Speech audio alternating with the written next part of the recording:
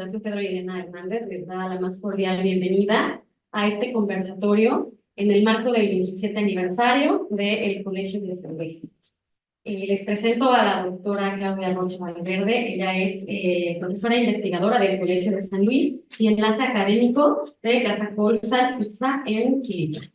En el marco del aniversario, la doctora Claudia nos presentará este conversatorio al que Casa Colsan les invita.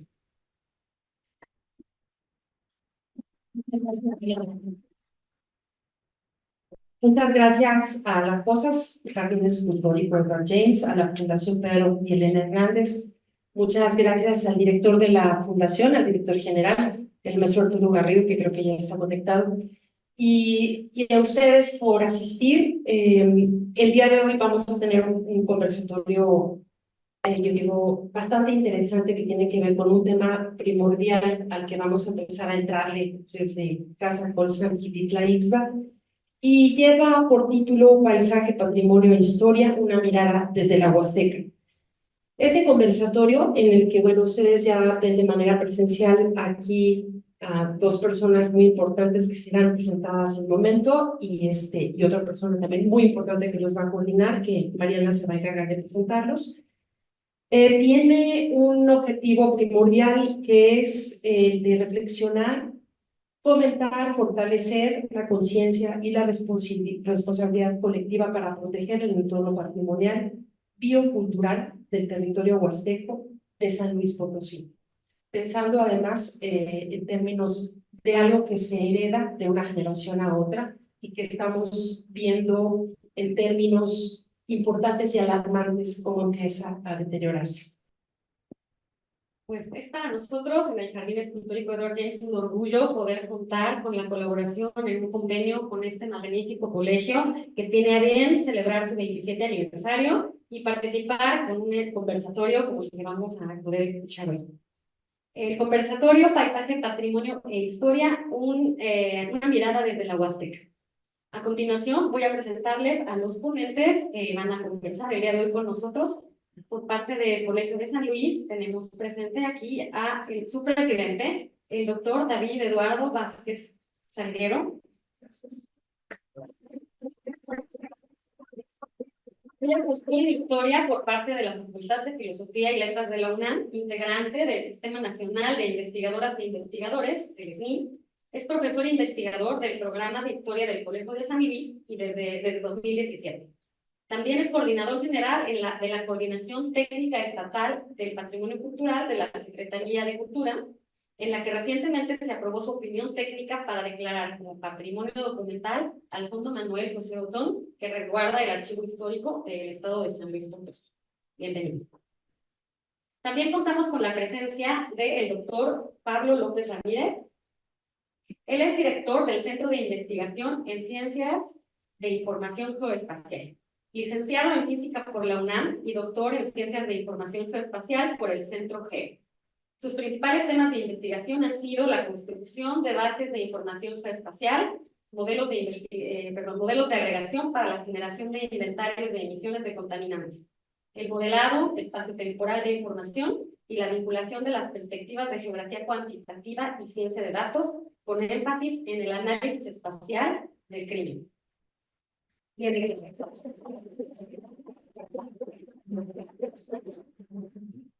Contamos también con la presencia del doctor Tomás Javier Calillo, profesor investigador del Colegio de San Luis, del Programa de Estudios Políticos e Internacionales, vinculado a Casa Colsan IXA Gilitla. Coordinador de los proyectos Adopta un Río, El Amajá, Segundos al Alba, San Luis Potosí, Instantes para una Memoria Compartida y La Historia Olvidada, México y Filipinas. También contamos por parte de la Fundación Pedro y Elena Hernández con el maestro Arturo Garrido Pérez, director de la Fundación Pedro y Elena Hernández. No sé si nos escuchan. Sí. Él es geógrafo mexicano, graduado con honores del Colegio de Geografía de la UNAM. Su trabajo de tesis fue degradación de suelos, geomorfología, sensores remotos de alta resolución espacial. Y entre sus contribuciones encontramos diseño conceptual, coordinador de la cartografía y estructura temática de la sección ambiental del libro Las Cuencas Hidrográficas de México, Diagnóstico y Priorización.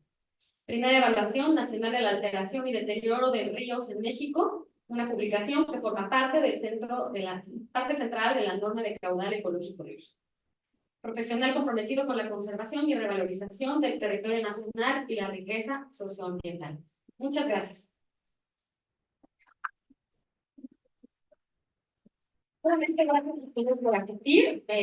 Voy a entonces a ceder la palabra a nuestro moderador, el doctor Tomás Carrillo. Gracias. Buenas tardes a todos. Muchísimas gracias, David, a Pablo, Arturo, para empezar esta plática, este conversatorio, y la búsqueda de poder hablar de cosas que nos importan a todos. A veces los enunciados académicos son un poquito pesados, hay que bajarlos, pero son temas que todos los tenemos como vecinos, como habitantes, aquí, particularmente en la Huasteca, aquí en Gilitla. Y quisiera empezar preguntándole a David si nos puede aterrizar, aclarar por qué estas tres palabras: paisaje, patrimonio e historia. Claro que sí, muchísimas gracias. Igualmente aprovecho la ocasión para agradecer a la Fundación Pedro y Elena Hernández, al Jardín Escultórico, por permitirnos estar aquí, y a mis compañeros de mesa. Pablo, gracias por acompañarnos. Arturo, desde luego, también. Bueno, el hablar de estos tres conceptos: paisaje, patrimonio, historia, son al parecer elementos que suenan aislados, digamos. Para empezar, el concepto de patrimonio, pues es un concepto no tan nuevo. Ya podemos, o se habla, digamos, a nivel internacional desde la década de los 60, recién fundada la ONU, la UNESCO, y el tema de paisaje se añade, digamos, en la década de los 80s, 90s, ya como un concepto digamos, en la norma internacional, en los tratados internacionales, en las declaraciones de patrimonio, y de alguna manera el patrimonio y la historia van muy de la mano.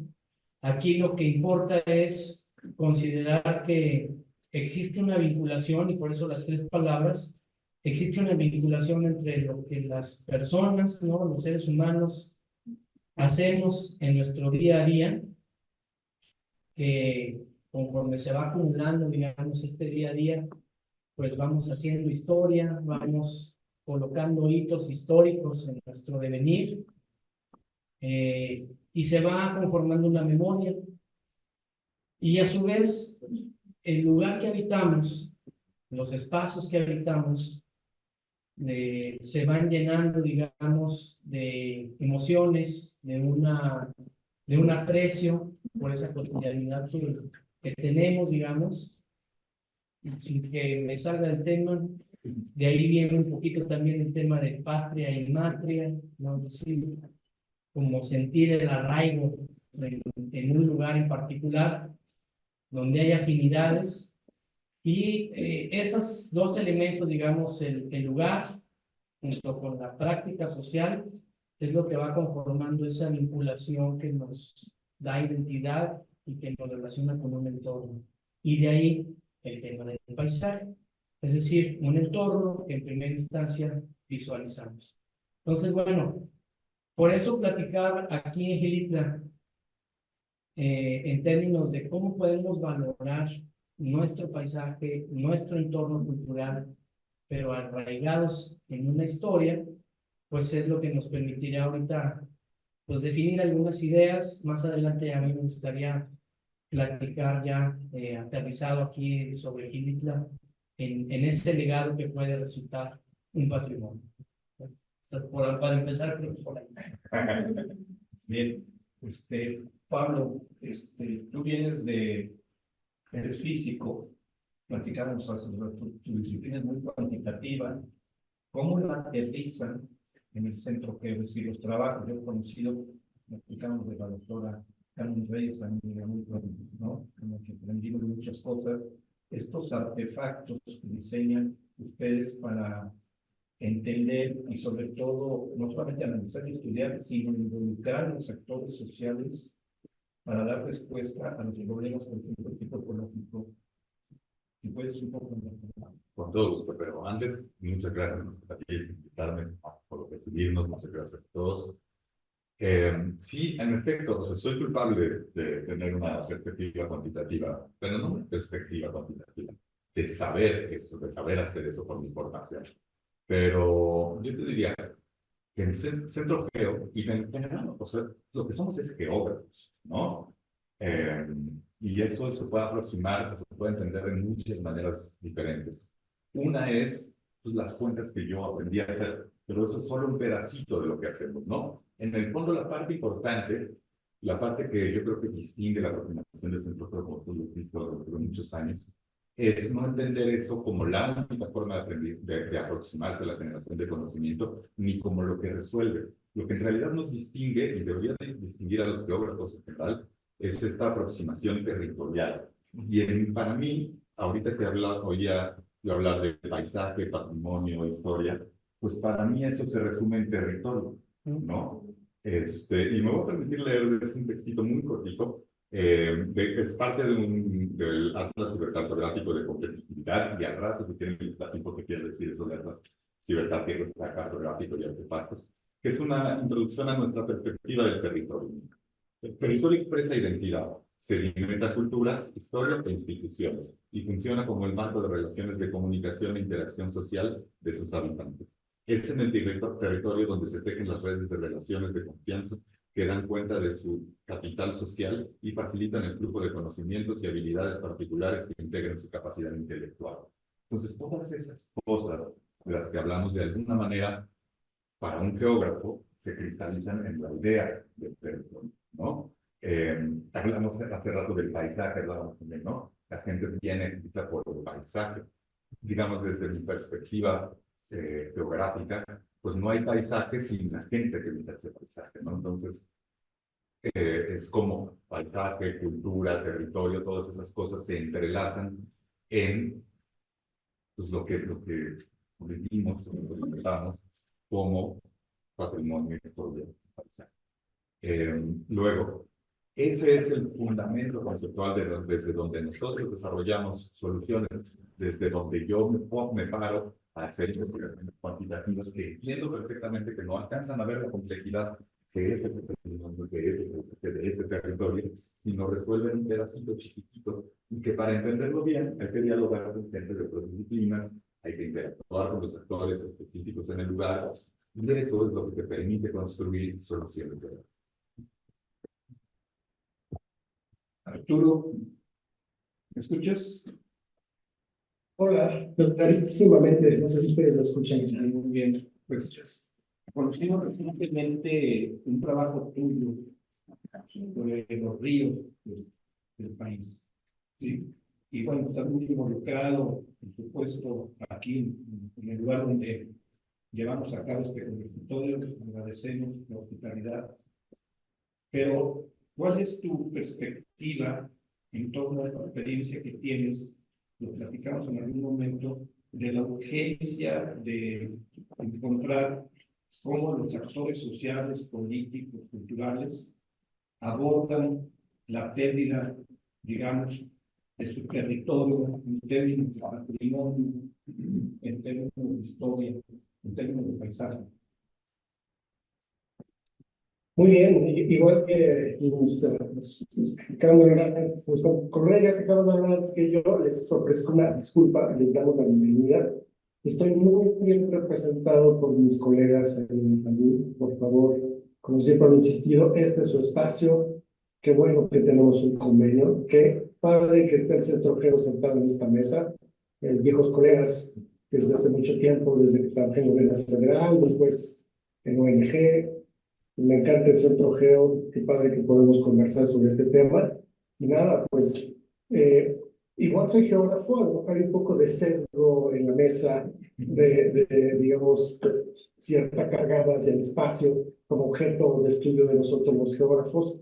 Y sí es complicado. Una de las cosas que nosotros hemos llevado a cabo a lo largo de nuestro quehacer profesional, pues ha sido cómo esta complejidad espacial, geográfica, territorial o paisajística, que es un concepto que no podría ser, digamos, formulado sin que sea una expresión social. Es decir, paisaje sin sociedad no existe.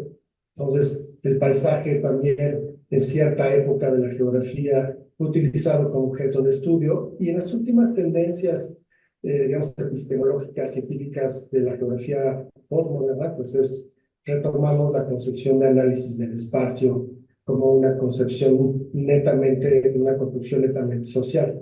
¿Cómo nosotros llevamos nuestro quehacer a la práctica en publicaciones como esa de los ríos, como el quehacer que nosotros realizamos con comunidades a lo largo del país, en las geografías donde trabajamos?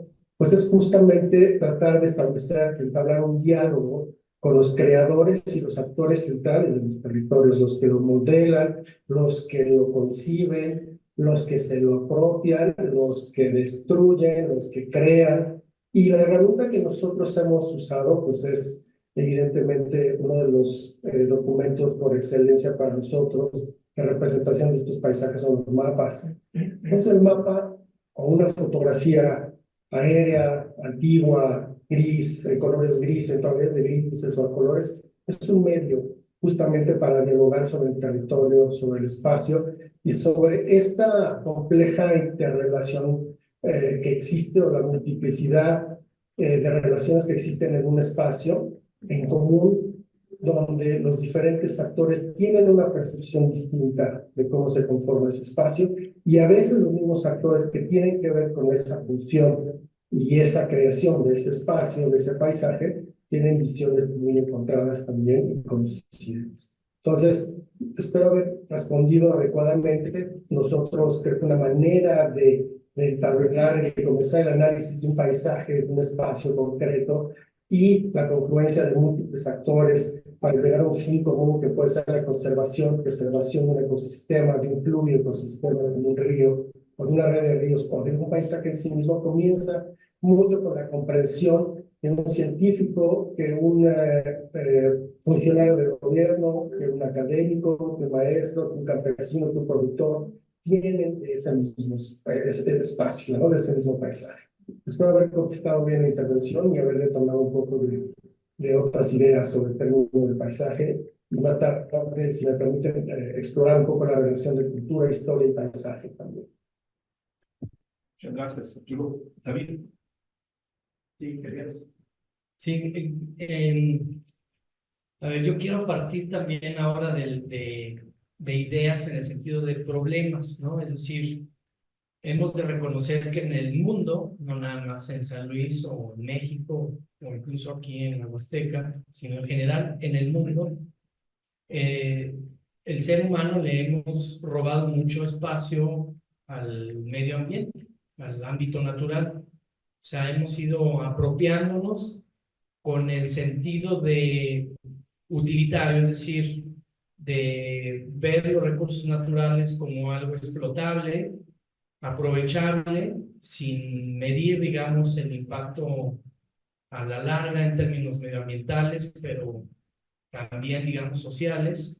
Y eso lo vemos en muchos lugares, es decir, lo vemos en el Amazonas, que está en riesgo esa selva, ¿no? Y que es el gran pulmón del mundo, no solo del continente, sino del mundo. Lo vemos en los ríos que se han ido secando en el centro de Europa. Lo vemos en nuestro país, donde tanto el crecimiento urbano como la infraestructura carretera ha modificado el curso de los ríos y con ello el ciclo natural del agua. En fin, es decir, como sociedad moderna y contemporánea hemos estado apropiándonos cada vez más de ese espacio natural, digamos, ¿no? Y eso conlleva, siento yo, así como para ponerla en dos palabritas también muy familiares, ¿no? A tener un sentido de urgencia, pero también una suerte de emoción nostalgia, un sentimiento de nostalgia, ¿no? O sea, vemos fotografías antiguas y de pronto vemos pues, la exuberancia del paisaje, vemos el caudal de los ríos, vemos a las personas en su día a día, digamos, cultivando, quizás tejiendo, qué sé yo. Es decir, hay toda una serie de elementos que han vinculado a las personas con su entorno natural, ¿no? Las cosechas, la artesanía, etcétera. Y por otro lado, ese sentido de urgencia, es decir, de que a pesar de que nos damos cuenta de que estamos haciendo un daño a los ciclos naturales, que estamos atentando contra la diversidad de especies, que las grandes ciudades con tanta iluminación perjudican a la polinización, a la existencia de fauna, etcétera, es un proceso que a veces nos pareciera como irrefrenable, como que está ahí y cómo lo paras, ¿verdad? Porque tenemos estilos de vida que nos llevan a ello. Y yo, a partir de esas dos palabritas tan sencillas como nostalgia y emergencia o urgencia, surgen o me da pie para hablar en el sentido cultural, o sea, ese sentido de nostalgia por el pasado nos llega porque existe una memoria que nos traslada a un pasado donde vemos esas escenas donde había una mayor, y no quiero romantizarlo, ¿verdad? Pero es una mayor conexión con el entorno. Y por otro lado, el sentido de urgencia nos lleva también al tema de la preservación o la conservación del propio paisaje. Con esto lo que quiero decir es que la noción de patrimonio es eso, es un legado que heredamos de prácticas culturales, sociales, y a la hora que lo vinculamos con el entorno, en este caso, como dice Pablo, con un territorio habitado, visible, medible, digamos, identificable en términos de ver y de tocar, es cuando vemos esa noción de paisaje cultural. Pensándolo aquí desde la Huasteca, algo que nos ha preocupado mucho en el Colegio de San Luis, lo hemos compartido también con el Jardín Escultórico y otros colegas aquí de Gilitla o de la región, es precisamente la pérdida del bosque de niebla, el riesgo que tiene el bosque de niebla. Y es toda una franja, digamos, a ciertas alturas, ¿no? ¿Qué viene allí? Bueno, en un ratito más podemos platicar, digamos, cuáles pueden ser las acciones para preservarlo, pero lo más importante es ser conscientes de hasta dónde nuestras acciones pueden o no, o están o no atentando contra esa biodiversidad en el bosque de niebla, que es un atractivo turístico, pero además pues forma parte del entorno ecológico que da sustento a la vida y a la naturaleza aquí en Quilín. Esta dicotomía entre sociedad y naturaleza, esta confrontación que hay, ¿no? Que es prácticamente hasta un grito muchas veces en lugares desesperados, lo hemos visto. Yo creo que una reflexión aquí que se merece es la responsabilidad de la academia, ¿sí? O sea, la responsabilidad de control del patrimonio que vienen de generaciones. Pues es el concepto de una generación que hereda un entorno que a su vez lo van a heredar sus hijos y los que siguen. Y hay rupturas, ¿no? Hay generaciones que parecen rupturas, generaciones que no hicieron nada, aparentemente por cuidar, generaciones que les tocó un contexto muy complicado, etcétera. Pero queda hoy en día la evidencia de que tú lo mencionas, de que es una alarma mundial, ¿no? Va de lo local, va de la Gilitla hasta el continente europeo, hasta Asia. En todos lugares hay una alarma de la destrucción de la naturaleza y del entorno. Y ahí es la respuesta, no son las guerras, ¿no? La respuesta es el conocimiento, el estudio, las comunidades, el respeto, etcétera. Ahí me gustaría, Pablo, que platicaras, ¿sí?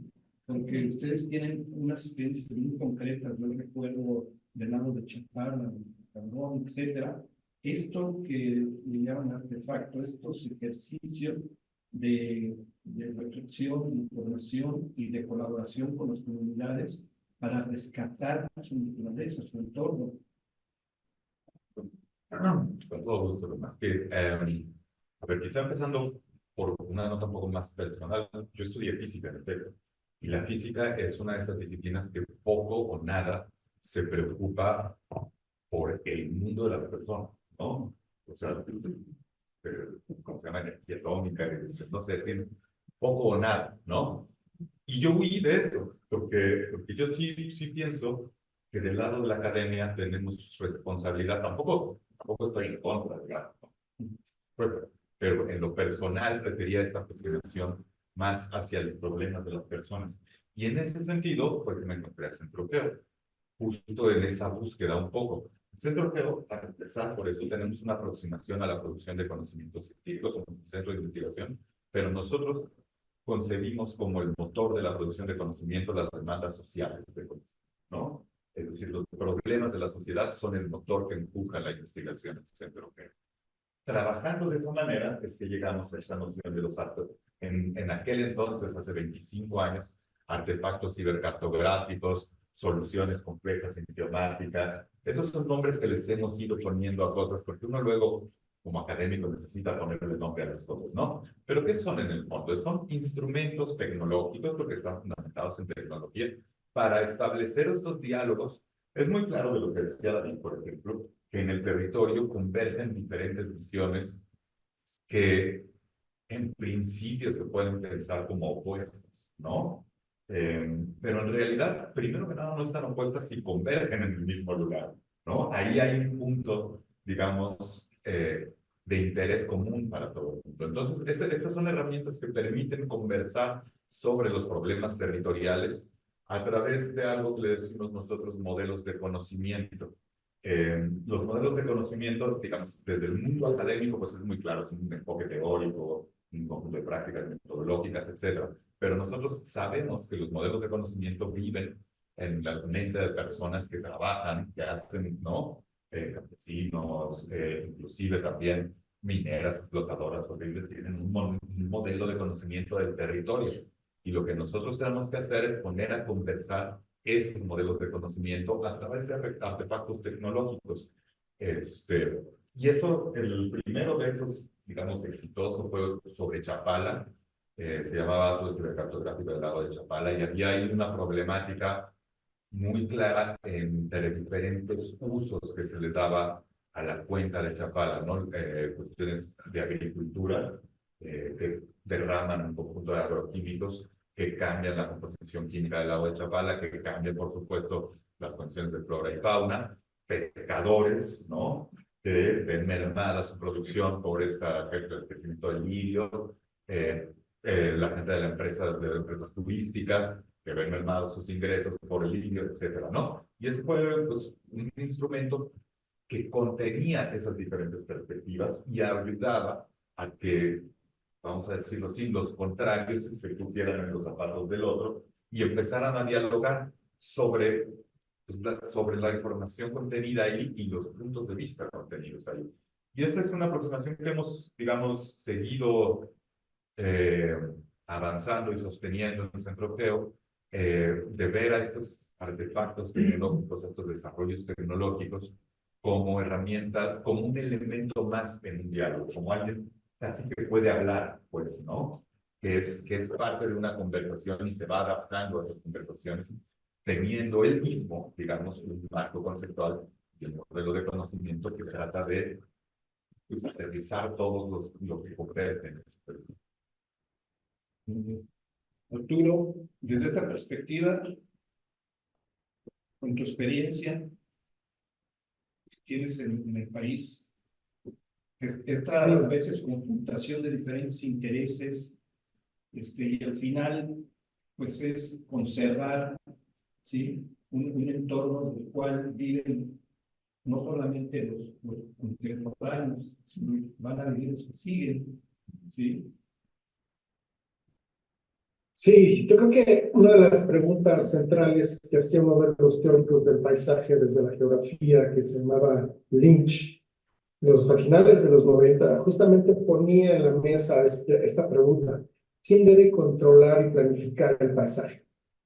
Le corresponde a un gobierno comprometido con su sociedad el ser el regulador para que se logre un equilibrio entre la sostenibilidad de las actividades y la sustentabilidad de los ecosistemas, de las actividades productivas, culturales, llamemos en general estas relaciones del hombre-naturaleza, hombre con el paisaje? ¿O es realmente relevante que este gobierno dé y vaya cediendo esta atribución a los actores del paisaje? Es decir, debería estar comprometido un gobierno real, incluyente, como una entidad pública que regula y que a veces facilita, adecuar las instituciones y el entorno, digamos, legal para que los ciudadanos y todos los que participamos, hacemos uso y disfrute del paisaje, pues podamos también opinar y podamos también nosotros, en medida de nuestra, digamos, modelo, de nuestra intensidad en el modelamiento de ese paisaje, o como decía, el uso de ese paisaje o el deleite de ese paisaje, pues poder contribuir también a orientar y a dirigir los esfuerzos de cómo regular la creación de nuevos paisajes. Finalmente, un paisaje, como mencionaban en la mesa, la minería tiene su propia lógica de entender el territorio y el espacio. Un concesionario de agua que utiliza la agricultura para riego, para agricultura intensificada, o de la agricultura de gran producción en el norte, tiene una lógica totalmente diferente, quizá la minería y quizá los grandes productores atomizados, grandes, llamo en volumen, en conjunto del sureste del país. Es decir, el paisaje nos permite de nueva cuenta, o nos debería permitir, por esta dicotomía que tiene la naturaleza y el ser humano y la sociedad, ponernos a dialogar, justamente, como decía David, buscar el mejor equilibrio y el mejor aprovechamiento y conservación de los recursos vitales para el futuro, como dices tú. Yo creo que el país ha transitado con diferentes experiencias, unas más exitosas que otras, hacia una gestión integral donde todos los actores pueden cristalizar su visión y el territorio se convierte en ese lugar, en esa mesa de diálogo para poder confrontar estas múltiples necesidades y visiones de extraer, explotar, utilizar los recursos naturales, ¿no? Yo creo que en otras ha sido un fracaso, todos estos ejercicios se quedan en papel, y las tendencias, las trayectorias de deterioro, de degradación de ecosistemas y de tejido social también, pues continúan, por desgracia, en el país. ¿Qué es lo que yo veo a la luz de la temática de esta mesa? Pues que sí, en efecto, en la geografía, el paisaje, siendo objeto de estudio de la geografía en años recientes, de nueva cuenta, pues justamente es la expresión de ese uso o de esos conflictos que se tienen en la utilización de los recursos naturales de un modelo, de una ideología, de una filosofía de explotación de los recursos, versus el ver también al paisaje como un elemento contenedor de aspectos simbólicos, como en muchas de las comunidades de este país, ¿no? Una montaña para quizá la Comisión Nacional de Áreas Naturales Protegidas, pues debe ser un área natural protegida que salvaguarde los servicios ambientales y la biodiversidad, mientras que para una misma comunidad en esa montaña pues es un símbolo sagrado del cual dependen muchas de las actividades económicas, porque de ahí emana el agua, y entonces tienen derecho a tocar la vegetación, o lo han tocado a lo largo de toda la historia de sus ancestros, y entonces comenzamos a tener conflictos justamente por visiones encontradas sobre el paisaje, ¿no? Entonces, esta pregunta deberíamos reflexionarla más. ¿Cuál es el nivel de participación que nosotros los ciudadanos de a pie o las instituciones a las que representamos debemos tener? ¿Cuál es el grado de profundidad que debemos sostener para poder incidir en modelar los paisajes? Y no solamente a partir de una visión, como decía David, economicista, pragmática, utilitaria, sino también a partir de una concepción estética del mismo paisaje, que nos inspira en los 5 sentidos para poder conectarnos más con la naturaleza y aprender a respetarla. Yo creo que todas estas visiones deberían ser integradas, podrían ser integradas ya en muchos de los instrumentos que existen para justamente lograr la conservación integral, insisto, de los recursos naturales, no solamente el agua, no solamente la biodiversidad, no solamente la vegetación, sino todos los recursos biofísicos, la parte biótica y abiótica que están interactuando a diferentes escalas espaciales y temporales con la sociedad. Nosotros tenemos una relación de ida y vuelta, tenemos totalmente flujos de energía, flujos de materia, intercambiamos todo el tiempo con el paisaje, ¿no? Entonces, sí, yo creo que al país nos falta mucho para ser una sociedad participativa, pero aún nos falta más cuando nos llaman a una consulta para hacer el ordenamiento territorial del municipio. Nadie va. Y cuando uno se sorprende de que hay un nuevo supermercado en un área donde el paisaje cultural está establecido por ley en un programa, en un instrumento de ley como un programa de desarrollo municipal, nos quejamos, nos sorprendemos, pero realmente creo que sí nos faltan estos canales de participación directa para poder incidir, como dicen mis colegas de la mesa, en la transformación de un paisaje hacia el futuro, ¿no? Como tú mismo, Tomás, lo estabas mencionando en este momento, y conservar no solamente la riqueza ecosistémica, sino también la riqueza social, cultural, política, inclusive étnica, que existe en diferentes paisajes, ¿no? Gracias. Gracias. David, volviendo un poco a los, permíteme hacer una primera reflexión de, es un conflicto, o sea, podemos definir que el paisaje también es un conflicto hoy en día, ¿sí?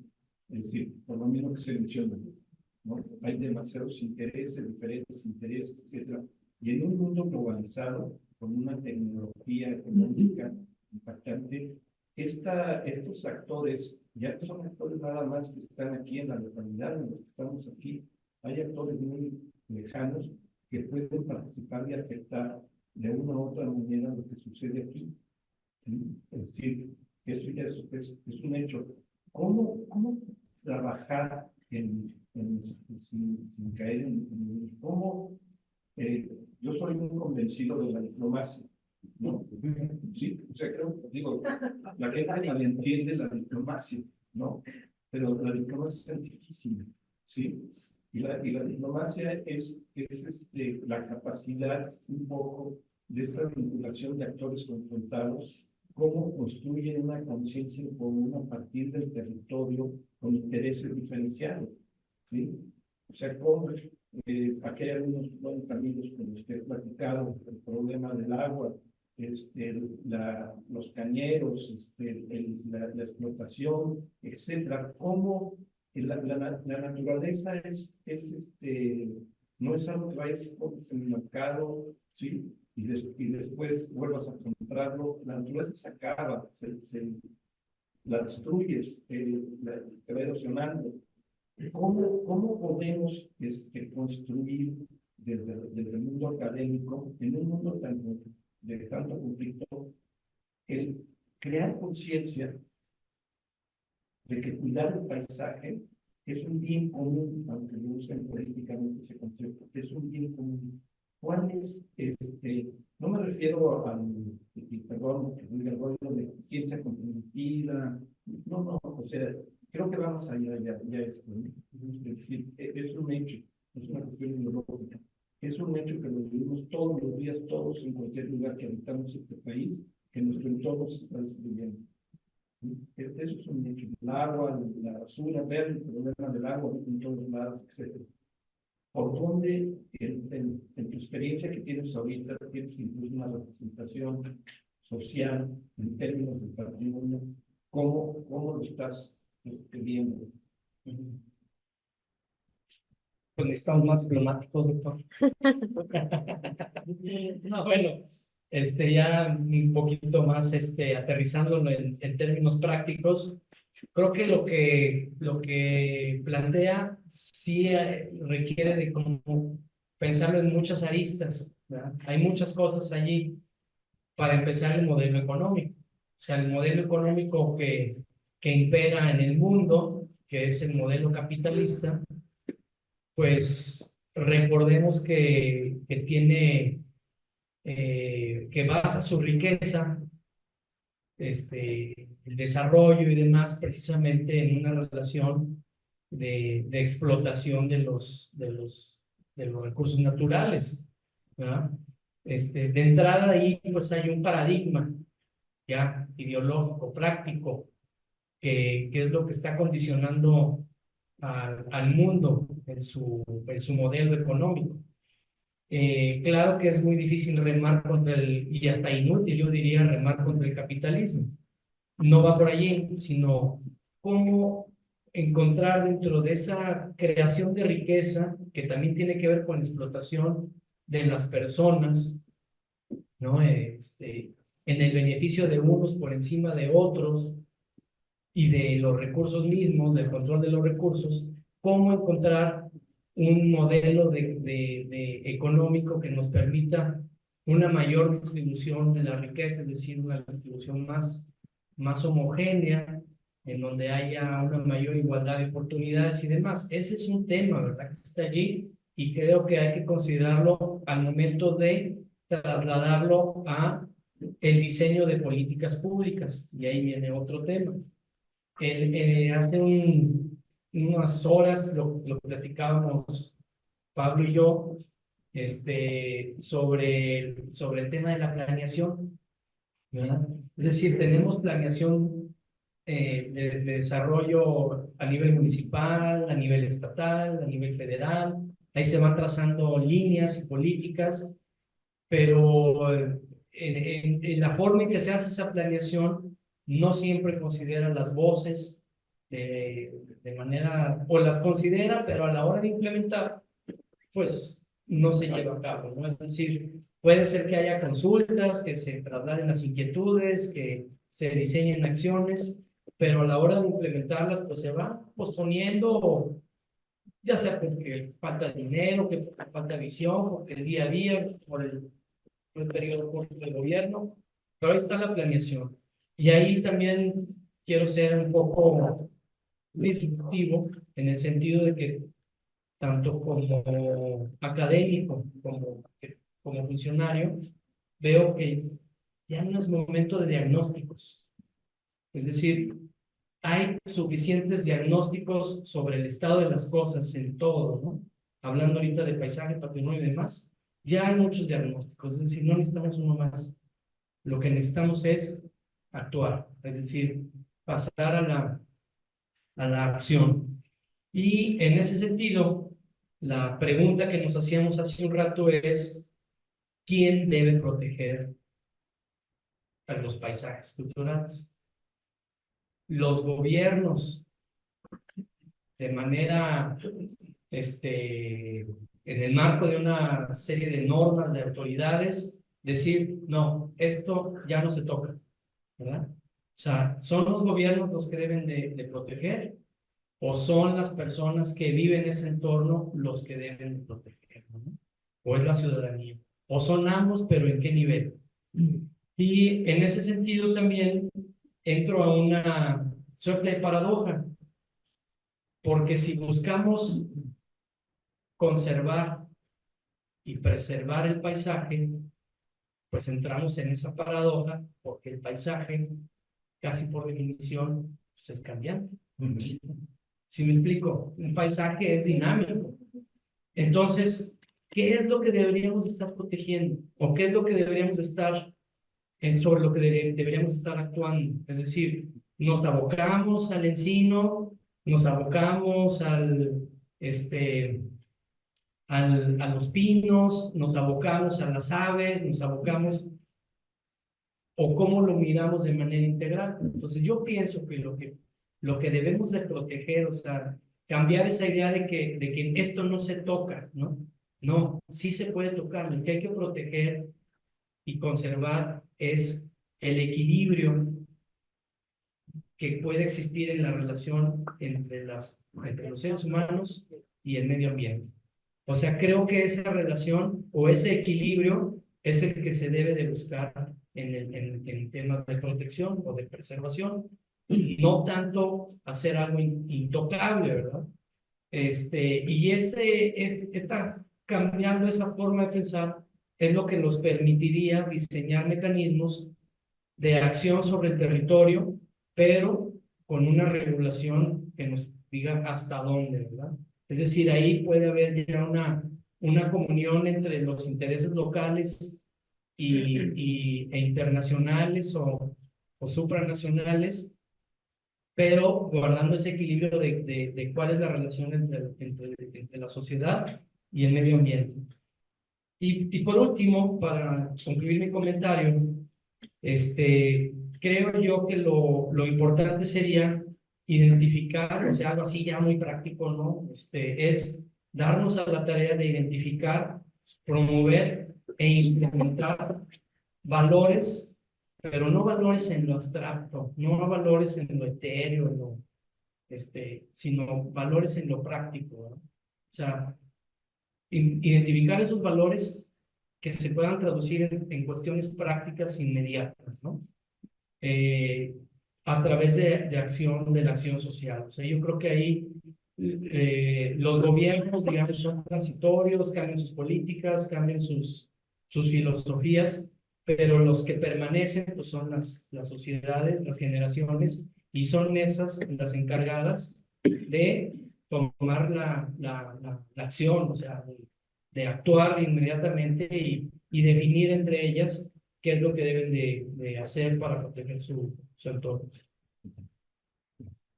Pablo, a mí me gustaría que ahondaras un poco, ya lo decía David, ¿no? Puede haber exceso de diagnóstico y incapacidad para aterrizarlos y actuar. ¿Sí? Y a mí me parece, volviendo a lo del artefacto, que si pudieras ahondar, creo que digamos, artefacto es una manera en que la academia, que la investigación está aportando pues el tiempo que le dedicas, que es un privilegio, ¿no? Darle tiempo a estudiar, a analizar, es un privilegio. Sigue siendo un gran privilegio en este país. Entonces, en términos de acción, el artefacto permite un diálogo continuo entre los diferentes actores, como se mencionaba aquí, como se mencionaba también Arturo, como mencionaba David, de diferentes niveles y de diferentes intereses, que pueden tener conciencia de que ese territorio o lo comparten o lo comparten. No hay dos, ¿no? Entonces, ¿cómo trabajar en eso? A mí me gustaría que me daras un poco, porque creo que lo que ustedes han hecho, lo que han trabajado, apunta en esa dirección, poner en la mano de cualquier ciudadano información sobre su entorno y ver cuáles son los factores y las causas de que este lago esté determinado, de que este río esté determinado, que a lo mejor no tiene que ver con los vecinos o los que llegaron, sino puede estar a 100 kilómetros de distancia las causas de que eso se esté terminando. Sí, a ver, quizá ahora me refiero a otro desarrollo que hicimos. El primero que les platiqué de Chapala fue muy exitoso, inclusive en la construcción de política pública, ¿no? En la integración de diálogo para construir política pública. No fue, claro, parte de no un elemento de diagnóstico, sino un elemento de diagnósticos desde diferentes perspectivas, ¿no? El diagnóstico de los pescadores es uno, el diagnóstico de los agricultores de Cuenca Arriba es otro, cada quien tiene su propio diagnóstico, y ahí habría que dialogar entre esos diagnósticos o modelos de conocimiento, ¿no?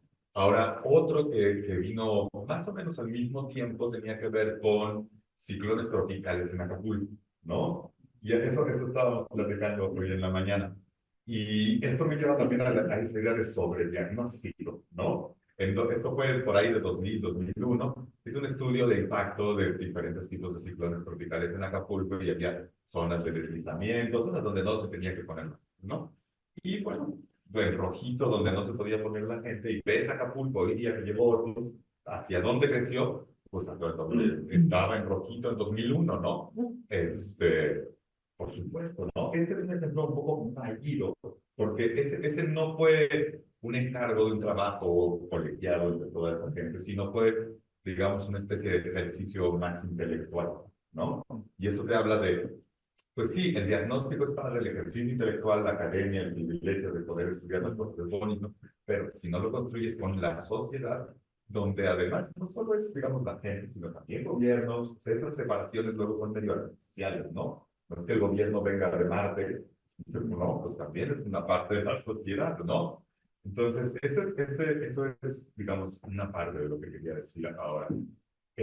Otra cosa que me parece interesante de lo que decía David, del sistema capitalista y eso, es que además lo que nos impone es un juego y un diálogo de escalas muy particular, ¿no? Estaba eso que decían hace años de los ecologistas del piensa, ¿cómo era? Piensa local, no, piensa global, actúa local, o al revés, ¿no? Pero en realidad, pues es pues, un diálogo de escalas desigual, pues, ¿no? A nosotros, digamos, las condiciones globales nos imponen un conjunto de cosas, ¿no? O sea, por ejemplo, el hecho de que la temperatura suba y el límite de la cota del bosque de niebla sea cada vez más alto, pues es algo que por más que cambies las cosas aquí localmente, nunca va, o sea, no va a tener un casi nulo impacto, ¿no? Entonces, es complejo porque hay cosas que se controlan, o sea, hay cosas que puedes potencialmente controlar a través del diálogo local, de una buena normatividad, de un conjunto de cosas, y hay cosas que te vienen de fuera, sobre las cuales no puedes más que tratar de estimar qué es lo que te puede pasar, ¿no? Entonces, digamos, en general, el tema de la planeación, del ordenamiento territorial es complejo. Esta idea de dónde debe venir, ¿no? Pues si viene de la norma puede ver lo que está pasando aquí, ¿no? Es eso por allá, y no puede tener un aterrizaje local en qué es lo que está pasando en ese lugar, quiénes son las personas que quedarían a cargo, cuáles son los intereses locales que se ven afectados. Eso es complejo verlos para las leyes, ¿no? Entonces, es como la construcción de entendimientos comunes y la admisión de las visiones de los otros, en el fondo, lo que tiene que, pues allá donde tenemos que aplicar, y en ese sentido es que esos artefactos funcionan como mediadores, ¿no?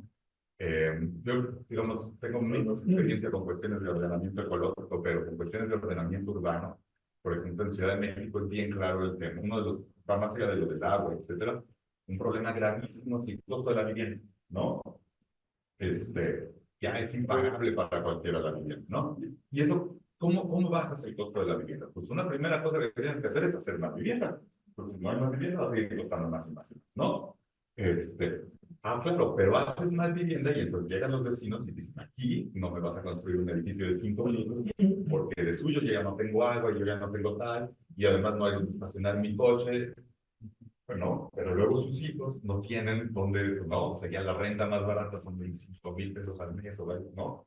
Es impagable y ahí hay dos visiones opuestas que no tienen, o sea, que en apariencia no tienen modo de convivir, pero si se los haces ver, ¿no? Es posible que ambos encuentren, o sea, un punto en donde converger. Y para eso están los artefactos, donde puedes jugar, ¿no? O sea, puedes ya construir modelos más sofisticados. Si no construyo tantas viviendas, ¿cuál es el precio en el futuro? Si construyo tantas, ¿cuál es el precio en el futuro? Y entonces puedes empezar a planear colaborativamente pues, sobre bases comunes. Hay, hay un, hay un tema que nos cruza a todos, que es esta cuestión, lo mencionaste muy bien, el tema de los bosques, ¿no? Es decir, sucesos que pasan a miles de kilómetros y pueden afectar a Quilitla, pueden afectar a esto. Y me parece que ahí también hay un concepto que tiene que introducirse, o que se introdujo en la propia educación.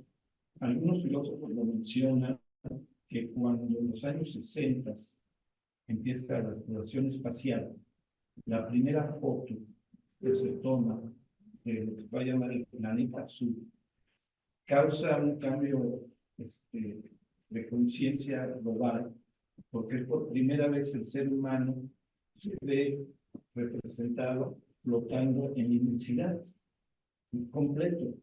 ¿Sí? Hay las fotografías ¿sí? Cósmica. ¿Sí? Es decir, ese es un cambio fundamental y ahí todos somos parte de ese cuerpo celeste que está flotando en inmensidad. ¿Sí? Y ahí se abre, y ahí la física es muy importante.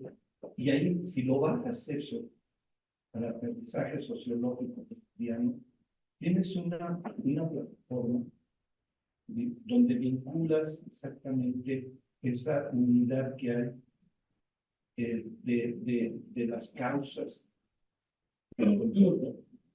con experiencias ajenas, ¿sí? así como la ONU surgió, porque la ONU surge para ponerse de acuerdo que no vaya a volver otra guerra que afecta a todos, ¿sí? Lo que está faltando mucho en estos términos son este tipo de sociedades internacionales, que cuando tú mencionas el caso de la selva de Lacandona, la selva del Amazonas, que ahí sí hay una presión internacional.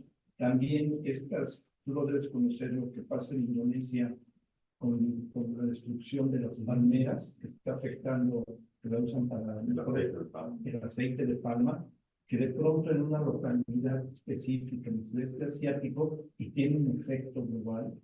Ese tipo de cuestiones, ¿cómo las podemos ir aterrizando? Porque son también instrumentos de batalla y de conciencia, son instrumentos de organización. Es decir, ¿cómo demuestras tú que el entorno, sí, la protección de tu bosque no solamente te interesa a ti y a los vecinos, sino tiene un efecto sobre otras comunidades lejanas? Estas vías de comunicación. No sé, Arturo está aquí, pero no sé, Regresando. tú que estás en cuestiones de patrimonio en San Luis Potosí. Sí, sí, muchas gracias. Pues insisto en que son como muchas aristas, ¿verdad? Ahorita que mencionaba esto de los efectos, por ejemplo, de la pérdida de la selva del Amazonas. Yo quisiera que nos preguntáramos, ¿cuándo nos hicimos más carnívoros? ¿Sí me explico? Es decir, si analizamos la historia en términos históricos, hace 200 años éramos mucho menos carnívoros que ahora, ¿no? En la actualidad. Y de alguna manera ahí hay un legado que se ha trastocado. Me estoy refiriendo al legado gastronómico, porque también hay patrimonio en el sentido de lo que consumimos, se le llama patrimonio inmaterial, ¿no? Todas las recetas. En San Luis, de hecho, hay una declaratoria de patrimonio gastronómico por diversos platillos. En la Huasteca, pues es muy importante la parte de la gastronomía. Y entonces es esa pregunta, es decir, ¿qué influencias recibimos como sociedad que nos fuimos orientando cada vez más al consumo de la carne, no 2 veces a la semana, sino a diario, ¿verdad? Y a veces más de una vez durante la comida habitual, digamos, ¿no? Desayuno, comida y cena. Entonces, digo esto porque el consumo de carne es lo que más ha demandado para la deforestación, es decir, para crear grandes ranchos ganaderos y a su vez el consumo de agua. Es decir, en este momento el mayor consumo de agua no es del ser humano, es del ganado que se produce a nivel mundial para alimentar a las personas. ¿Y eso qué consecuencias tiene? O sea, tiene consecuencias en la salud, desde luego, por un exceso de consumo de carne, pero también tiene consecuencias medioambientales. Entonces, pensando en la recuperación del patrimonio gastronómico, en los estudios sobre aportes proteínicos, nutrimentales, etcétera, de una mayor diversidad de alimentos vinculados a la historia de un lugar, puede ser una salida, ¿no? Esa es una. Y por la otra es, insisto, con cambiar o identificar ciertos valores, y no estoy diciendo que la gente se haga vegana, no me refiero a eso, no me refiero a que la gente se convierta en vegana o vegetariana, no, sino simplemente ser conscientes de que una reducción en los hábitos alimenticios, así como lo tuvo de forma masiva en términos negativos, puede tener efectos positivos si son valores que se promueven y se practican, ¿no? Insisto, no estoy haciendo proselitismo sobre el vegetarianismo, simplemente es lanzar una reflexión sobre esto, ¿no? Y lo mismo lo podemos trasladar al tema de cosméticos, al tema de aseo, de moda rápida, etc., etc., ¿no? es decir, es una serie de insumos que compramos, que adquirimos y que todo proviene de una devastación del medio ambiente. ¿Cómo lo ves? Fíjate que está muy padre, muy interesante porque me da pie a otro conjunto de trabajos que hemos hecho en Centro Peo más recientemente y de los que también les platiqué en la mañana, que tienen que ver con herramientas para documentar y catalogar el patrimonio intangible biocultural. Esto lo hemos hecho en la península de Yucatán principalmente. Y fue una investigación que surgió de una necesidad de la Secretaría de Cultura de Yucatán, de catalogar una cosa que le decían patrimonio intangible, ¿no? Entonces, tiene todo un pedazo que tiene que ver con milpa maya, con la práctica de agricultura de los mayas, y va ligada a una forma de tener una tierra específica, y va ligada a otro conjunto de prácticas culturales, y de ahí fueron saliendo ideas de... Nosotros en el centro sabemos poner cosas en el mapa, ¿no? A mí, por ejemplo, muchas veces me toca poner muertos y heridos porque hago investigación criminológica, ¿no? Bueno, ahí nos tocó poner recetas de cocina, técnicas de bordado, un conjunto de cosas donde fue la propia gente de las comunidades, a través de un conjunto chiquito y muy fácil de usar de herramientas que desarrollamos, donde la gente iba catalogando sus videos y el tipo de cosas que eran, la receta de la bisabuelita, ¿no? Y entonces tienes ahí un mapa de patrimonio intangible hecho tangible, ¿no? Hablamos hace ratito, ¿no? De los tejidos, de todo eso, pues que no es nada más el resultado, ¿no? Claro, el resultado ahí está, el diseño final, pero el diseño final es consecuencia de una forma de pensar el mundo, de una forma de relacionarse con su entorno, etcétera. Y eso pues, es un poco lo que nos hemos metido a catalogar, a intentar entender y sobre todo a intentar darle a la gente las herramientas que le permitan catalogar lo que le es importante. Acercándonos a una reflexión ya más final para poder abrir una sección de comentarios, porque aquí va a haber cosas bastante relevantes que podemos discutir. Me gustaría, Arturo, si en esta línea quisieras agregar algo antes de que podamos compartir otras reflexiones. No se oye. Perdón, sí, perdón por el apagón tecnológico y las fallas en el micrófono y demás cosas. Estoy hablando de mi celular ahora.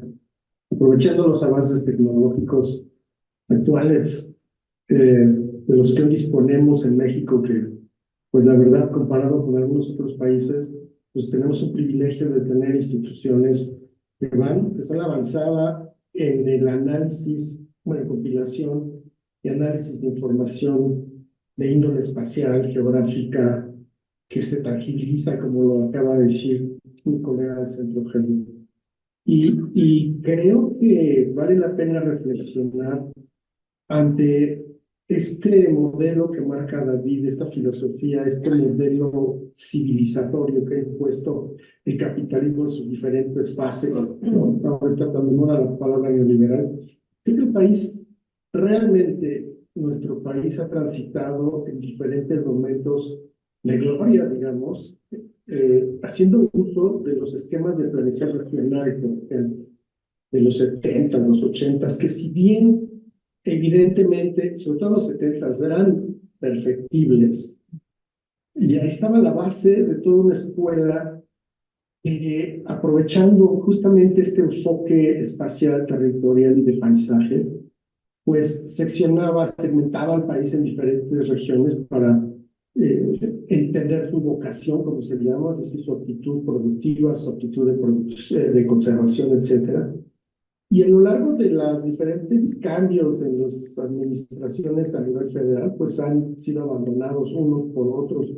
Yo recuerdo haber sido partícipe del auge también o del renacimiento del uso de la cuenca como entidad espacial de planeación para el desarrollo. políticas o mensajes que deben ser conservadas, sí o sí. Sí. No sé si me escuchó, sí. Sí. Sí me escucha. Sí.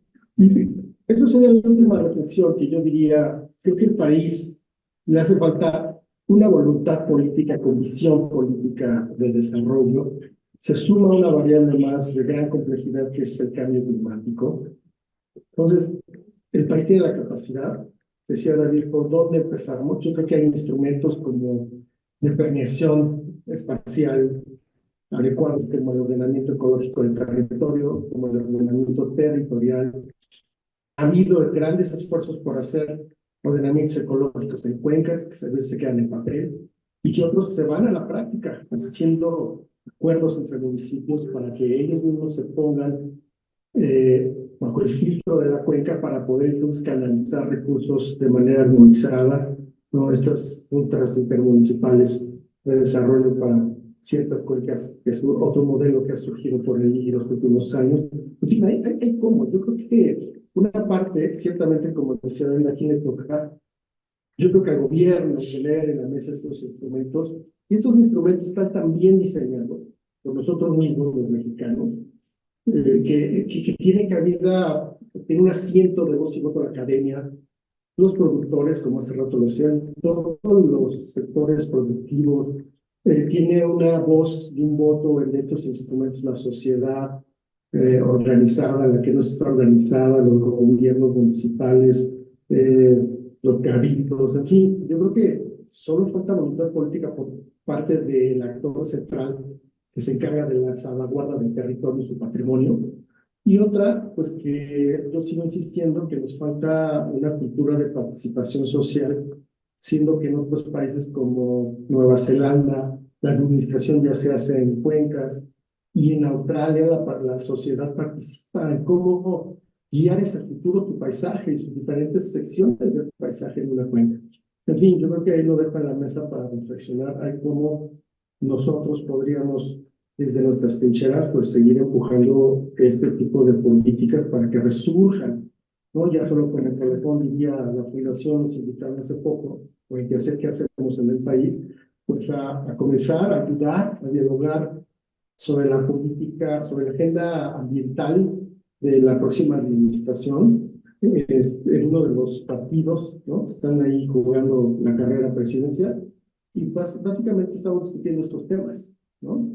Hay personas nuevas, jóvenes sobre todo, que no saben, que se paralizan ante la complejidad de estos grandes retos, pero hay cómo, ¿no? Hay cómo. Yo creo que juntos lo podemos lograr y sobre todo si podemos participar en estos foros a diferentes niveles para que vuelva a resurgir una política más inteligente de administración territorial, sería fantástico, ¿no? Yo con esto cierro mi participación. Gracias. Gracias. Muchas gracias a quienes estuvieron en este conversatorio. Y sí, como dice el doctor Tomás, ya pasarle la palabra al público, pero antes a mí me gustaría invitar a Mariana Pascual Cáceres. Ella es la directora del programa Jardín Escultórico Edward James, historiadora y gestora cultural, especialista en divulgación de la cultura. Y la invito porque me gustaría que nos platicara de una manera breve la experiencia en este espacio que podemos disfrutar. Bueno, ustedes filipenses y quienes estamos llegando a vivir aquí, es un espacio en el que se está haciendo un esfuerzo muy interesante que a veces no conocemos del todo hacia afuera, ¿no? Venimos, lo visitamos, lo disfrutamos, pero no sabemos cuáles son, digamos, las condiciones del día a día, el trabajo por el sostenimiento y el trabajo por impulsar este patrimonio natural aquí en Jiquilpan. Mariana. Muchas gracias, Claudia. Bueno, pues sí, yo quería un poco dialogar con la mesa de Bolsa y me gustó. Muchas gracias por la invitación a dar una pequeña información, ¿no? Me gustaría mucho intentar amarrar, ¿no? Por esta mesa acerca de lo que contó el doctor Pablo, ¿no? Acerca de los modelos de conocimiento. Creo que allí hay un nivel en el que los ciudadanos también actuamos, los ciudadanos, las empresas, los centros turísticos, los jardines escultóricos, en el que nosotros también estamos produciendo y actuando en el sentido para contestar esta pregunta sobre quién debe proteger los paisajes, ¿no? Y que desde el punto de vista de la divulgación, del conocimiento, hay espacios que también pueden contribuir. Creo que estamos también viendo, ellos hablaban de aspectos técnicos o científicos, de disciplinas mucho más puras, pero desde el punto de vista de la divulgación, del conocimiento y de la educación, hay espacios y personas que contribuyen. ¿Cómo? Pues con modelos que mantienen vivo en la mente de las personas, como dijo el doctor, ¿no? Las ideas sobre el territorio, las ideas sobre el paisaje, ¿no? Finalmente el paisaje y lo que pensamos, deseamos y esperamos de él es una construcción social, es la percepción que tenemos del mismo. A mí me parece que la divulgación de la conservación del patrimonio, la divulgación de la importancia de la naturaleza y de la cultura, de la historia, del arte, forma parte de estas percepciones que construyen el territorio. Desde el punto de vista del jardín escultórico, yo quiero creer, ¿no?, que tenemos un proyecto cultural. En la conservación del patrimonio cultural sabemos que la conservación es un proyecto cultural. Un proyecto cultural implica entonces amalgamar la teoría, la metodología, el conocimiento, pero también cómo se distribuye, cómo se transmite a las personas, qué hacemos en consecuencia con la información que nos entregan los especialistas, cómo la vamos a transmitir a otros.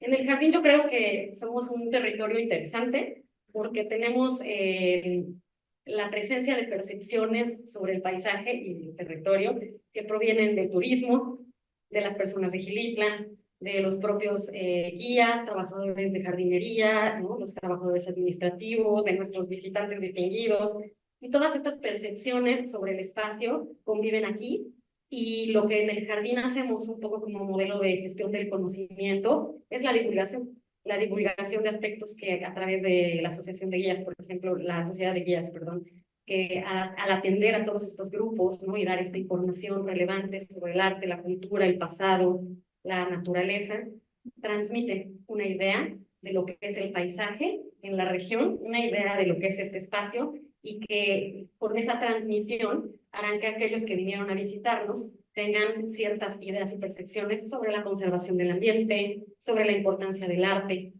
Entonces, ese yo creo que es un papel relevante que para mí es un ejemplo de cómo hay diferentes niveles de actuación, las sociales, de diferentes organizaciones, como estuvieron comentando, ¿no? A nivel ya práctico, ¿qué significa actuar?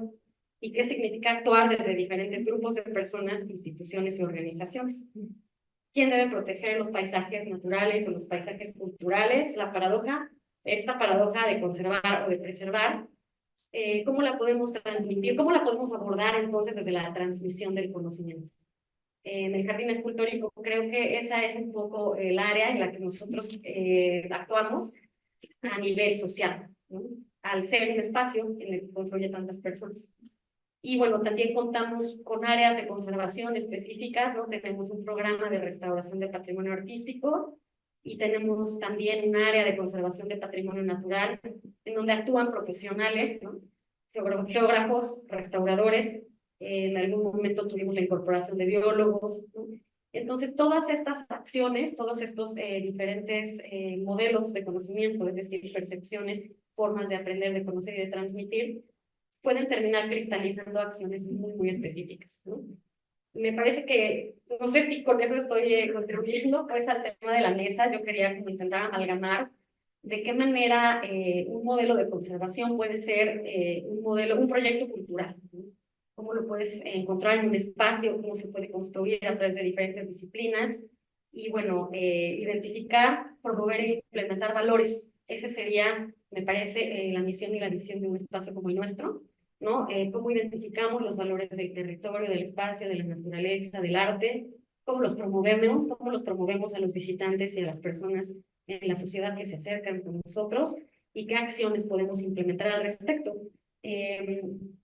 Para concluir y que otras personas participen, me parece que amalgamar y hacer convenios con instituciones académicas que también estudian estos temas, ¿no?, desde otros espacios, intentar hacer estos proyectos, ¿no? que generen estas visiones y que puedan convivir, en donde puedan convivir estas diferentes formas de conocimiento y percepción, es también una acción importante.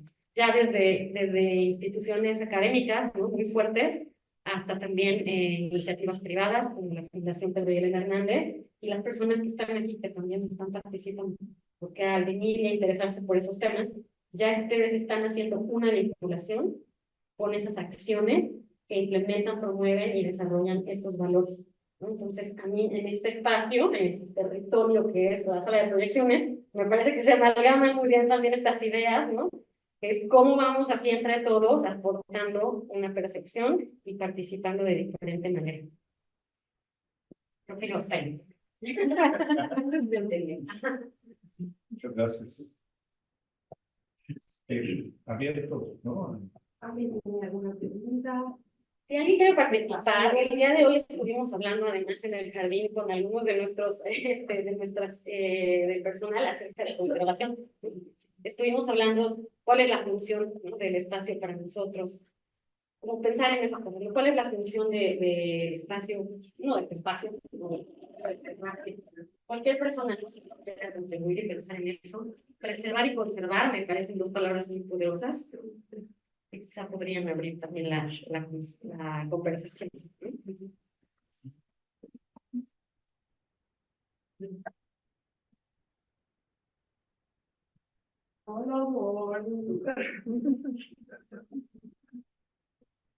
Muy buena presentación, muchas gracias a los ponentes y todo lo que compartieron. Creo que a mí me hace reflexionar un poco sobre la cuestión del crecimiento, ¿no?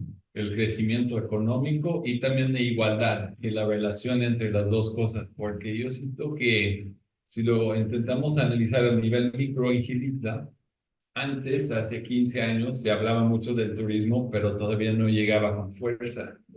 Y lo que yo he visto es, por ejemplo, la gente que tienen acceso, tal vez ya fueran comerciantes, se podrían hacer un hotel o un servicio de turismo. Hay una oportunidad económica ahí y les puede ir bien. Pero las personas que son como en la clase obrero, albañiles, trabajan en una tienda o algo así, a ellos a lo mejor el salario ha aumentado de 1,000 pesos por semana a 1,200, 1,300, pero su renta ha aumentado de 1,000 a 2,000 y el costo de toda la despensa también es el doble. Y con ese modelo económico conectado con el turismo, hay un mensaje de que el crecimiento es necesario y constante. Entonces, si yo vivo en una comunidad, yo digo, bueno, mejor divido mis hectáreas de bosque en lotes y los vendo. Pues estoy copiando lo que hicieron los comerciantes que antes tenían una sola tienda y ahora tienen 2 hoteles con 20 cuartos. Como que el ejemplo del turismo, aunque beneficia del medio ambiente, el paisaje, es de crecimiento y indirectamente hacia la destrucción o el consumo de aspectos de ese medio ambiente. Pero si decimos, bueno, todos estamos en el mismo barco, vamos a buscar la igualdad, entonces yo creo que podemos entonces tener realmente un pacto social sobre límites de ese crecimiento. Ya no tumbar el bosque, no meter ganado, pero también que participan en todos los niveles económicos, porque mientras que hay desigualdad y hay un modelo de crecimiento, pues los de abajo también no puedes argumentarlos, pues hasta aquí. Ahora vamos a proteger lo que quedó, porque ellos quedaron en desventaja. Entonces creo que como que hay una relación entre el modelo económico y esa dinámica con el turismo. Nada más quería comentar eso como una reflexión.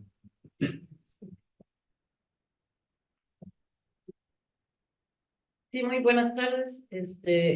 Pues es un tema que va de la mano con lo que nosotros y que ya habíamos platicado con el doctor, que venimos desarrollando junto con la Universidad Autónoma Metropolitana, de ir construyendo las Contralorías Ciudadanas Autónomas del Agua en San Luis Potosí.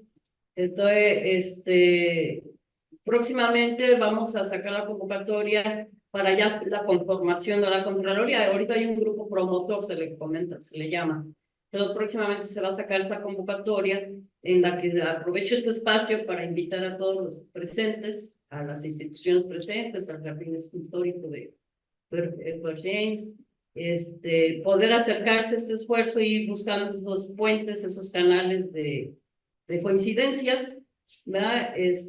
Uno de nuestros ideales, digamos, nuestros sueños, es poder restaurar la cuenca de Axtla, ¿verdad? Nosotros, Xilitla, somos cuenca de captación de agua, ¿no? Somos cabeza de cuenca, y esto que están diciendo, la pérdida de la vegetación, pues esto nos va a afectar aquí y va a afectar la zona baja, ¿no? Porque ya no va a haber la suficiente agua. Entonces, es una tarea común entre toda la sociedad, la academia, los empresarios, los productores, las mujeres, cómo buscamos esas soluciones para apoyar a la gente que vive en la parte alta, ¿verdad? Porque se requieren recursos, ¿no? No nada más es decir, pues se necesita tal actividad, se necesitan recursos para poder restaurar esas áreas, ¿no? En fin, entonces es una invitación que próximamente les haríamos llegar y que vamos a hacer sede de un encuentro nacional de Contralorías Ciudadanas que también posteriormente les haríamos la cordial invitación. Muchas gracias.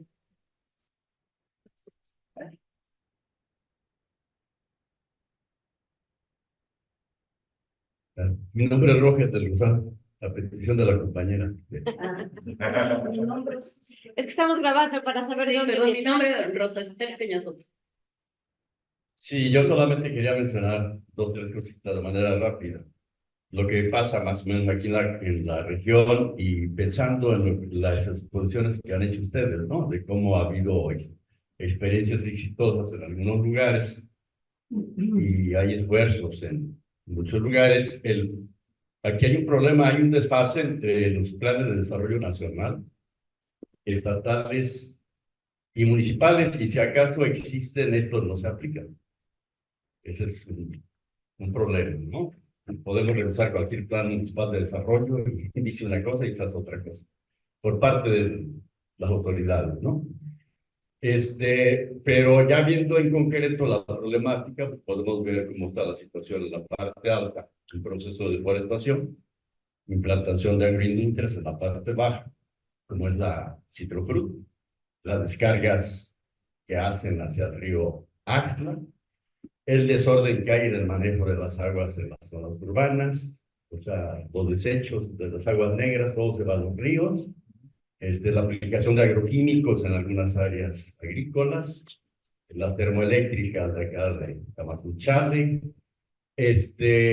también el crecimiento desordenado que hay de las zonas urbanas, sobre todo en las zonas turísticas, ¿no?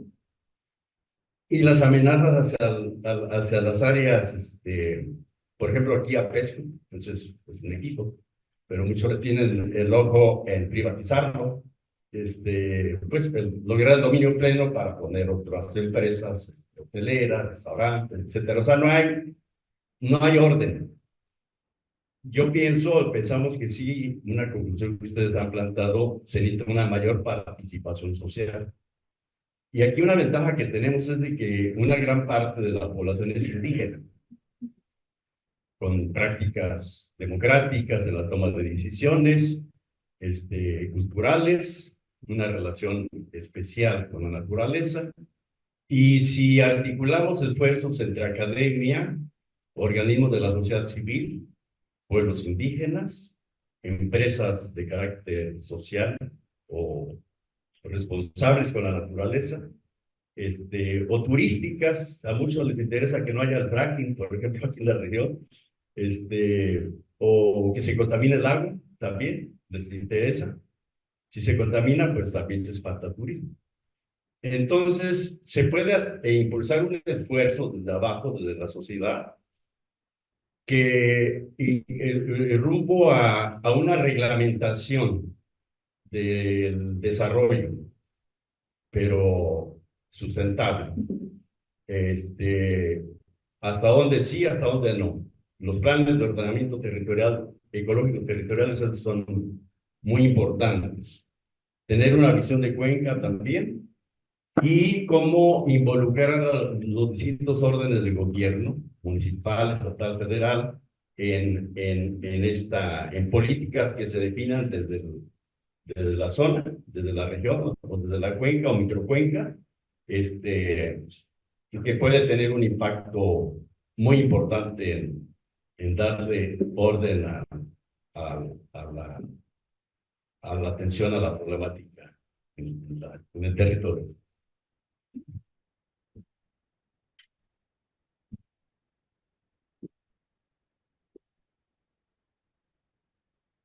Hola, buenas tardes. Mi nombre es Roberto Lara. Y bueno, nada más igual hacer unos comentarios complementarios. En el caso, pues de entender esto del ordenamiento territorial, del ordenamiento ecológico, se mencionaba, por ejemplo, el objeto de estudio que ahora se considera que es de la geografía, ¿no? Que es el espacio geográfico. Entonces, entender que este espacio geográfico está configurado por todos los elementos, ¿no? O sea, tanto los elementos naturales como los elementos sociales, los culturales, los económicos, etcétera, ¿no?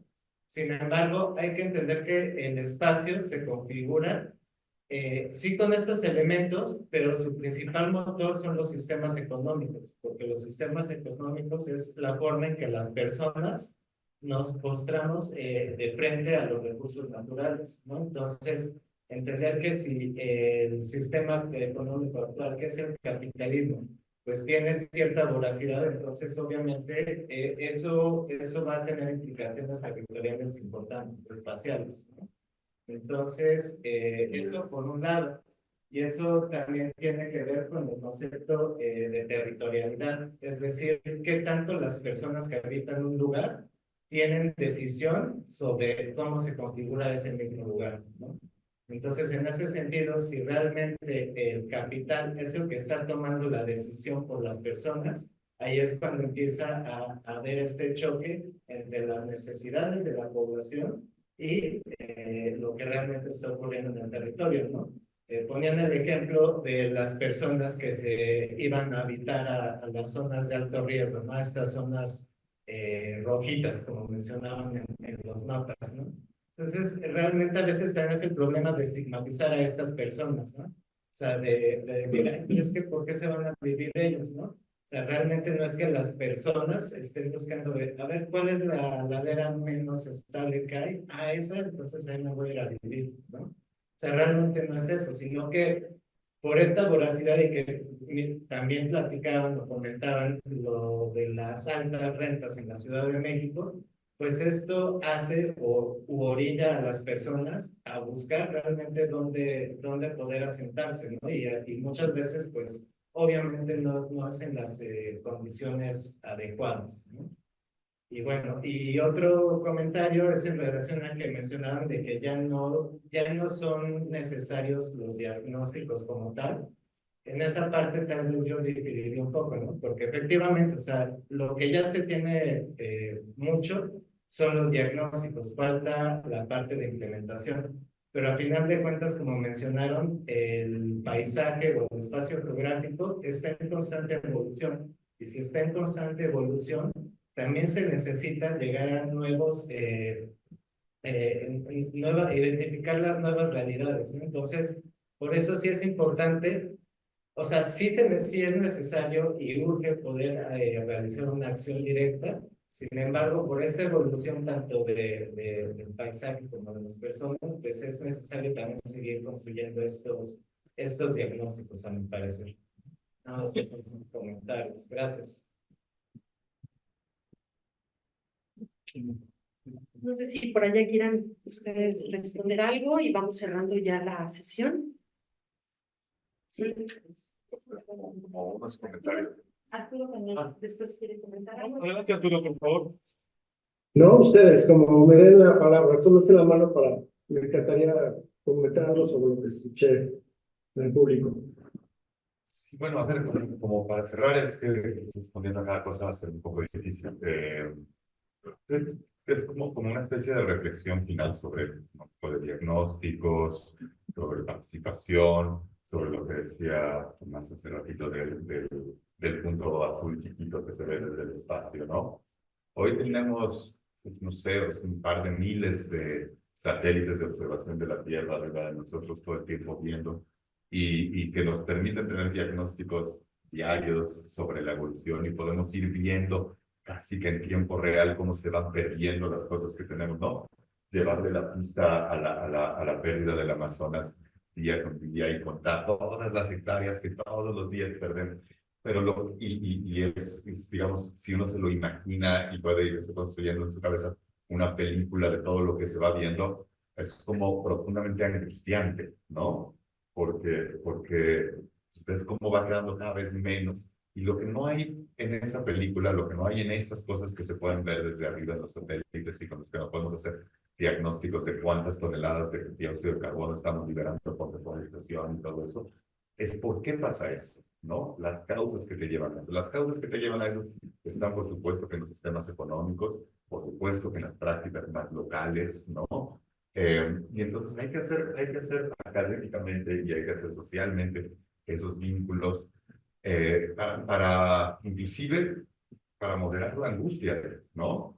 Y digamos, por ejemplo, mis colegas de física y eso, cada vez que les dices que algo es una construcción social, corren para atrás y, o sea, cruz, que se vaya el diablo. O sea, ¿no? Porque tú no puedes estudiar objetivamente una construcción social. Hay toda una escuela, ¿no? De amigos físicos y eso, ¿no?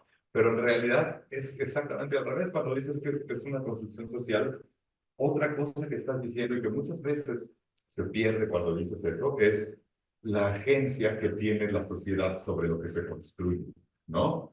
Entonces te revuelve, ¿no? No es, a ver, la pérdida del hábitat, no es algo que te llevó de otro lado y que es inevitable, no, es algo sobre lo que todos tenemos un pedacito de agencia en aquello que socialmente se construye.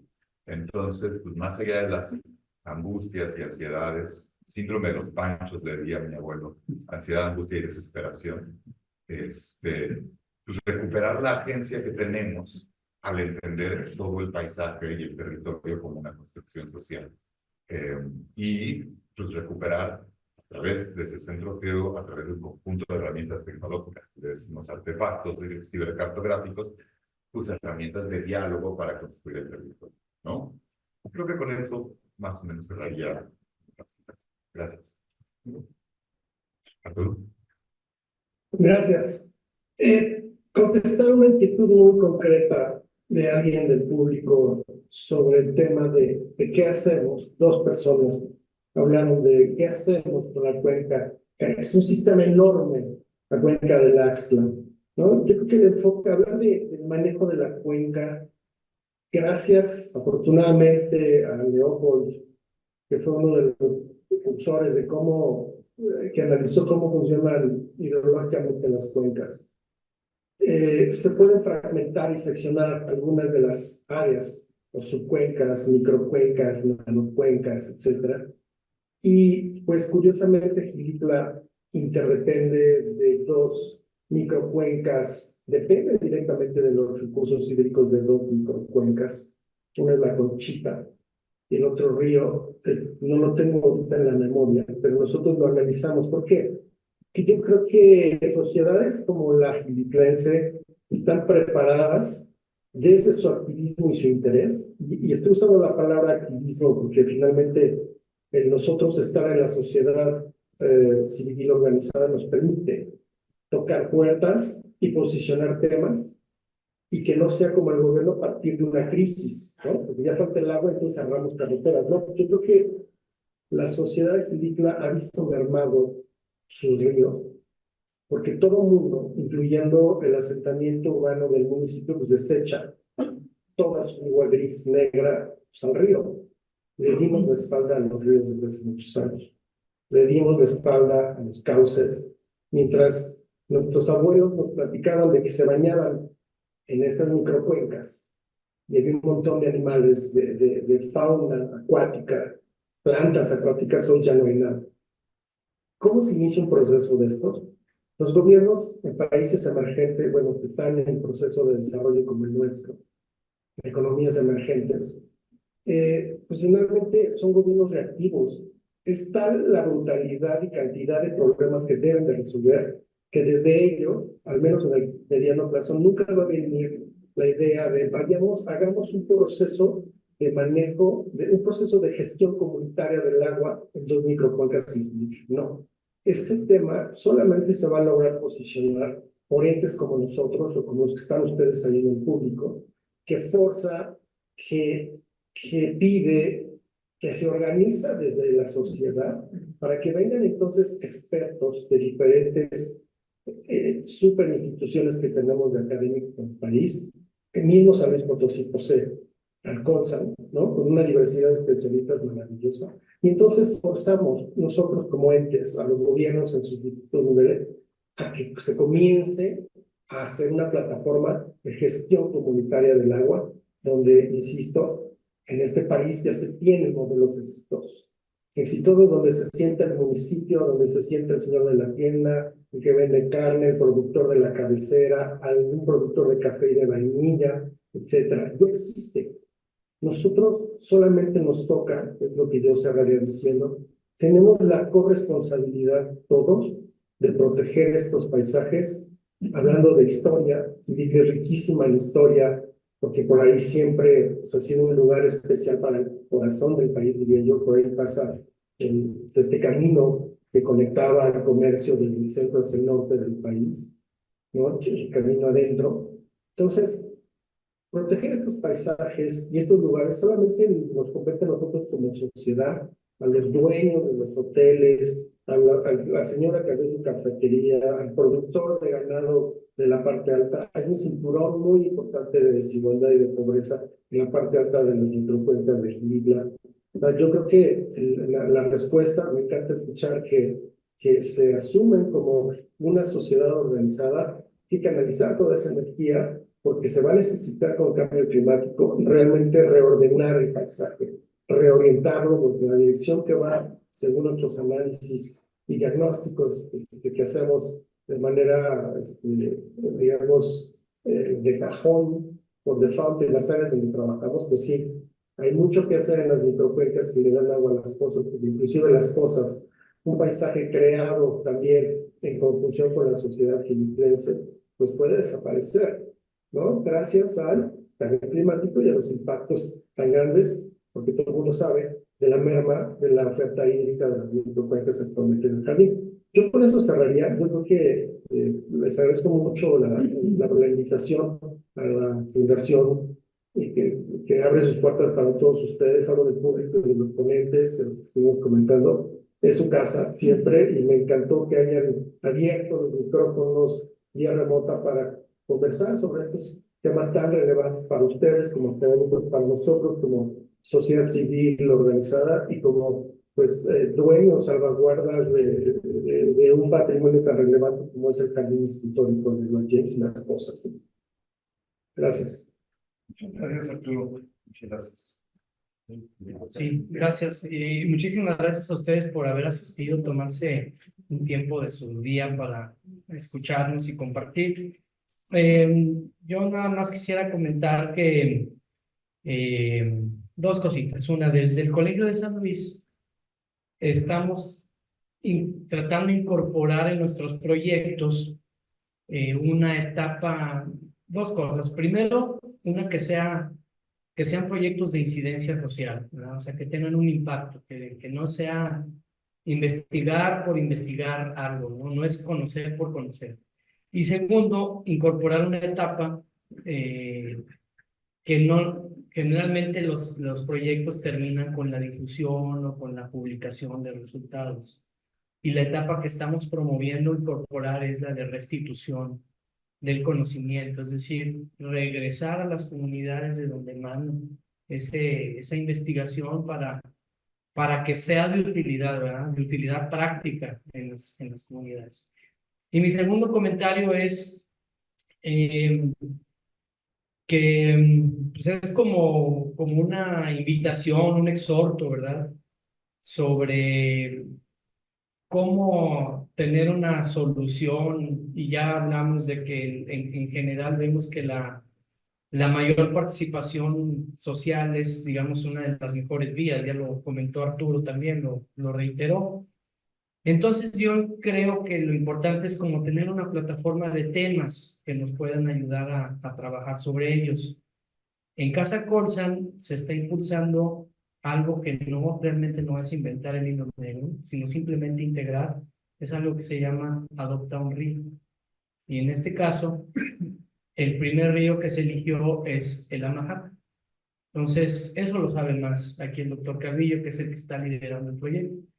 Pero, ¿qué es ese concepto de Adopta un Río? Es decir, ponerle dinero, no, es desde el ámbito de lo que cada persona sabe hacer y le interesa, es abonarle a mejorar ese río. Es decir, si yo soy biólogo, pues es indagar sobre la biodiversidad de ese río y tratar de identificar acciones para mejorar esa biodiversidad. Si soy político, si soy regidor, pues es tratar de ponerle causa a mis decisiones en el cabildo, en torno a ese río.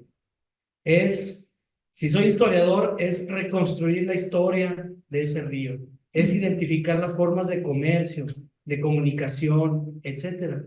Entonces, en esta ocasión se pensó en los ríos porque se ha identificado como el elemento articulador territorial de la Huasteca.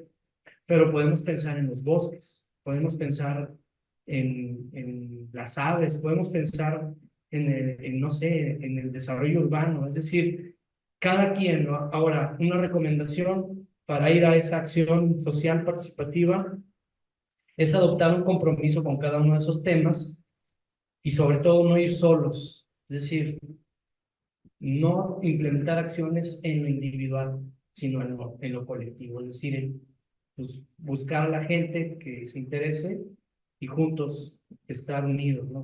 Porque acciones individuales, solas, aisladas, tienen menos repercusión que si son colectivas. Gracias. Pues, no queda más que, bueno, un último comentario, ¿no? Porque aquí hay colegas. Yo sí creo, y no es una crítica, sino lo veo en general en los diferentes ambientes en que a uno le ha tocado estar. Necesitamos la herramienta de recuperar confianza entre nosotros. Es una sociedad muy que duda de unos a otros, y en ese sentido vuelvo y algún día platicamos más de fondo de la palabra diplomacia. La capacidad que tengamos, y lo he aprendido de varios, la capacidad que tengamos de ser vehículos de comunicación para estos diferentes intereses y de poder focalizar y sumar una visión en la cual todos vamos a ganar, como es la de no destruir el paisaje, ya sea porque estamos en la ruleta esta capitalista, o ya sea por esto que mencionaban muy bien de cómo en los últimos años el crecimiento turístico en Xilitla, en el caso de Xilitla, pues, está erosionando de lo que vive Xilitla en gran parte, que es el paisaje en el sentido pleno de la palabra, no nomás en el tema turístico, pero queda muy claro que si las cosas van por donde van, en 8 años nadie va a venir a Xilitla, ¿sí? Es decir, uno ve incluso los diseños aquí de los restaurantes, de todo, es el paisaje en la forma más, si quieres, más visual, ¿no? Lo que le da un valor enorme. Y a mí me parece que aquí hay actores varios están aquí esta noche, que están trabajando sobre el tema. Lo que falta es estos artefactos conceptualmente en términos de cómo articular varias visiones, ponerlas al ras de la calle, ponerlas en los escritorios de los políticos, en los escritorios de los empresarios, en la cantidad de hoteles y microhoteles que se están haciendo, y empezar a trabajar ahí, ¿sí? Con datos duros que es los que hacen la investigación. Entonces me parece que por ahí va parte de lo que Casa Colsan Xilitla estamos haciendo. Hay muchas otras cosas, pero aquí en Xilitla, como en otros lados, tenemos el tiempo contado, ¿sí? Si no nos movemos, esto se acaba, ¿sí? Hay muchos lugares que los hemos visto, varios de ustedes hemos vivido en lugares que ya se acabaron, ¿sí? Y creo que estamos todavía bastante tiempo. Muchísimas gracias por su presencia. Gracias ¿no? Sí, gracias, Arturo. Gracias, David. Gracias a todos.